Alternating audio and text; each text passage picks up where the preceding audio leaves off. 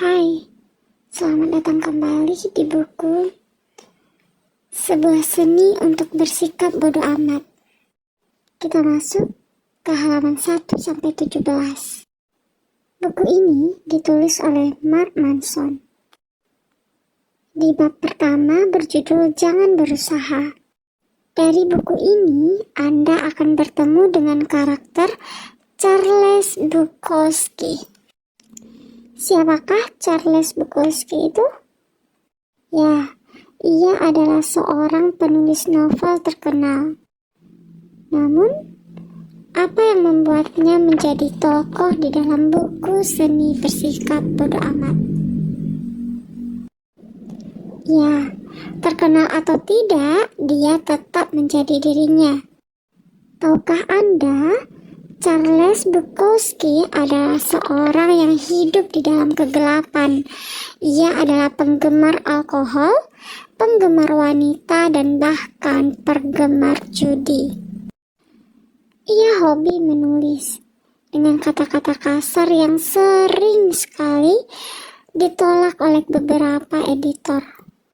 Sampai akhirnya ketika ia berumur 50 tahun, seorang editor malah tertarik dengan sikapnya, yang pada akhirnya menawarinya untuk menerbitkan bukunya.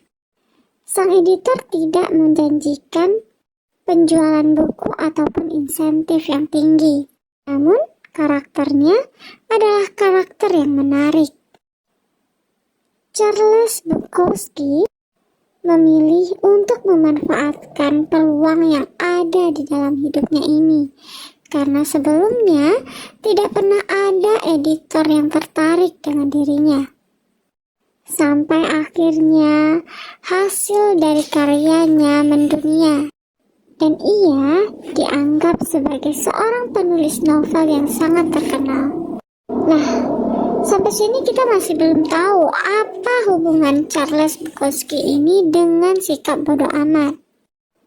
Tahukah Anda kecenderungan orang-orang biasanya memperbaiki diri mereka dan kesuksesan seiring berjalannya waktu?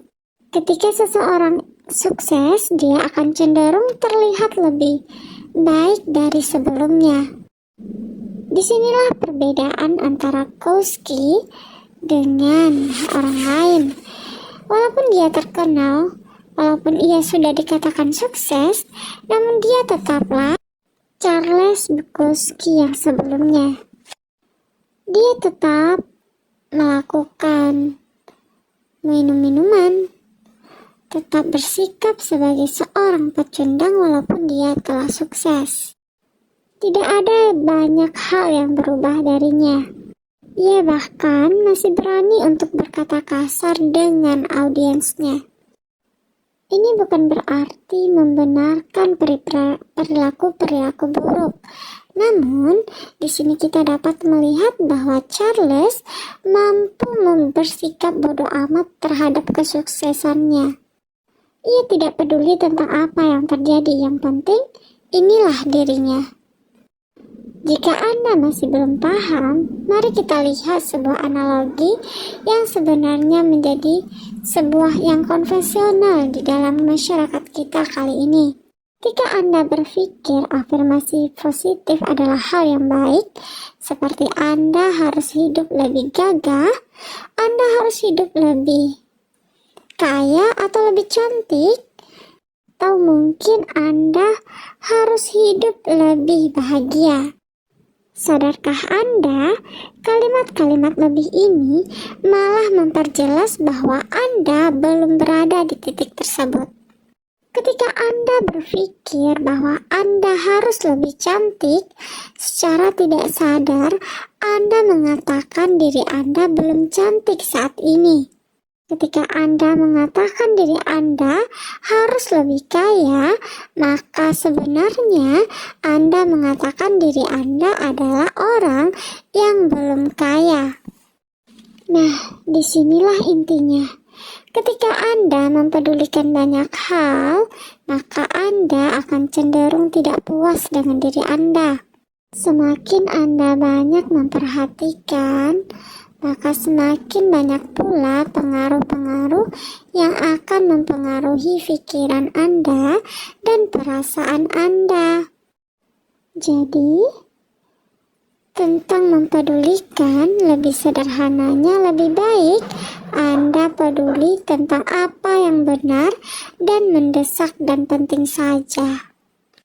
Terdapat istilah lingkaran setan di sini. Ini adalah keanehan mental yang membuat Anda terbebani 2 kali lipat lebih parah dari apa yang sebenarnya akan terjadi. Maksudnya bagaimana? Kita ambil saja contohnya ketika Anda khawatir. Anda khawatir tidak bisa melakukan hal-hal dengan benar sehingga Anda menjadi khawatir tentang betapa besar kekhawatiran Anda itu. Intinya, Anda telah khawatir, namun Anda tetap mengkhawatirkan kekhawatiran Anda. Bukankah ini adalah hal yang berlipat ganda? Atau ada contoh lagi.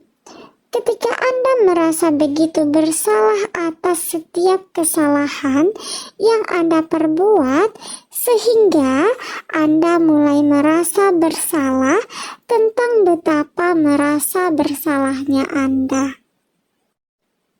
Coba ditimbang lagi, bukankah hal ini sering terjadi pada diri Anda? Jika Anda ingin baik-baik saja di dalam menjalani kehidupan, cobalah untuk bersikap menerima dunia ini. Walaupun dunia ini buruk, keparat, ataupun semuanya terlihat berantakan, tapi tidak apa-apa, semuanya juga akan terjadi. Karena memang seperti itu adanya, dan memang seperti itu yang sedang terjadi. Coba deh Anda perhatikan ketika seseorang melakukan sebuah kesalahan dan Anda menenangkan mereka dengan berbicara, "Gak apa-apa, nanti juga begini, nanti juga begitu." Mengapa Anda begitu mudah untuk membuat orang merasa lebih baik atas kesalahan yang mereka lakukan? Namun, secara logika, bukankah ucapan Anda memang benar? Semua akan berjalan, tetap akan seperti itu, tinggal kendalikan saja gimana diri kita merasa lebih tenang. Nah, itulah yang juga seharusnya Anda lakukan pada diri Anda. Dengan apa yang telah Anda lakukan, meskipun Anda merasa sangat buruk, tapi terus kenapa kalau Anda merasa buruk? Apa pedulinya? Bukankah ketika Anda melakukan sesuatu yang buruk, Anda juga bisa menoleransi hal tersebut?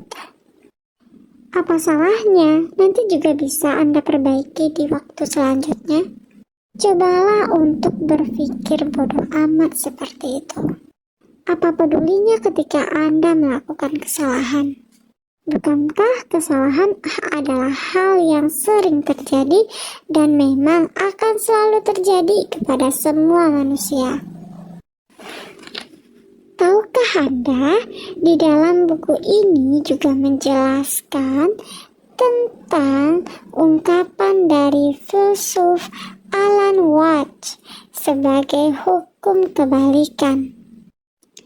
Intinya apa?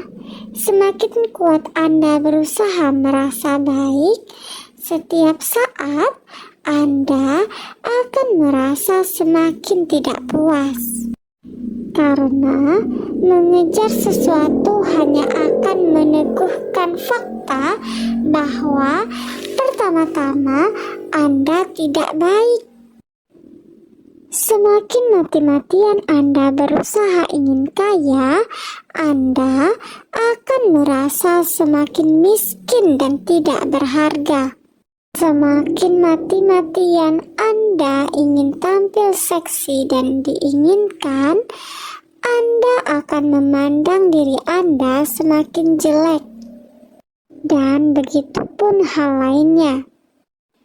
Seorang filsuf eksistensialisme, Albert Kamus juga menyatakan bahwa Anda tidak akan pernah bahagia jika Anda terus mencari apa yang terkandung di dalam kebahagiaan. Anda tidak akan pernah hidup jika terus mencari arti dari kehidupan. Atau dengan kata lain, jangan berusaha. Lalu bagaimana dengan ekspektasi, perjuangan, dan rencana Anda? Apakah semua itu salah? Tentu semua itu tidak salah. Tapi terkadang, tanpa kita sadari, ada beberapa hal janggal yang terjadi di dalam kehidupan. Ketika Anda membuat sebuah keputusan yang bodoh amat, tidak terlalu mempertimbangkan banyak hal, atau hanya sekedar iseng-iseng, atau apa yang Anda lakukan itu ya kebetulan terjadi begitu saja, ternyata ujung-ujungnya hal kebetulan itu, hal iseng-iseng itu, dan hal yang Anda sepelekan itu yang malah memberikan perubahan besar terhadap diri Anda. Tahukah Anda bersiap dengan hal-hal negatif seperti melakukan usaha di gym membuat kesehatan dan tenaga Anda paripurna, atau Anda melalui banyak kegagalan yang akhirnya kegagalan itu membuat Anda tumbuh menjadi seorang pebisnis yang luar biasa. Bukankah hal ini adalah bentuk dari sistem keterbalikan? Ketika Anda hanya mengejar hal-hal baik, kemungkinan hal-hal baik itulah yang menjadi tolak pandang yang negatif. Ketika Anda bersiap dengan hal-hal negatif atau hal-hal yang buruk dan berat, itulah yang akan memberikan dampak positif untuk diri Anda. Masa bodoh amat atau bodoh amat artinya memandang tanpa gentar tantangan yang paling menakutkan dan sulit dalam kehidupan dan mau mengambil suatu tindakan. Dalam melakukan sikap bodoh amat, penting untuk belajar, memfokuskan, dan memprioritaskan pikiran Anda secara efektif. Bagaimana memilih dengan teliti hal apa yang penting dan apa yang tidak penting untuk Anda. Tentu semua itu dengan dasar nilai pribadi yang terasah hingga tajam. Karena ketika Anda terlalu mengurusi segala hal, ketika Anda memperhatikan setiap orang dan setiap hal, Anda akan senantiasa merasa bahwa Anda berhak merasa nyaman dan bahagia kapan saja. Jika Anda tidak menggunakan hidup bodoh amat, Anda akan cenderung melihat setiap kesulitan sebagai suatu ketidakadilan, sebuah tantangan sebagai bentuk dari kegagalan, dan ketidaknyamanan akan Anda anggap sebagai sebuah masalah pribadi.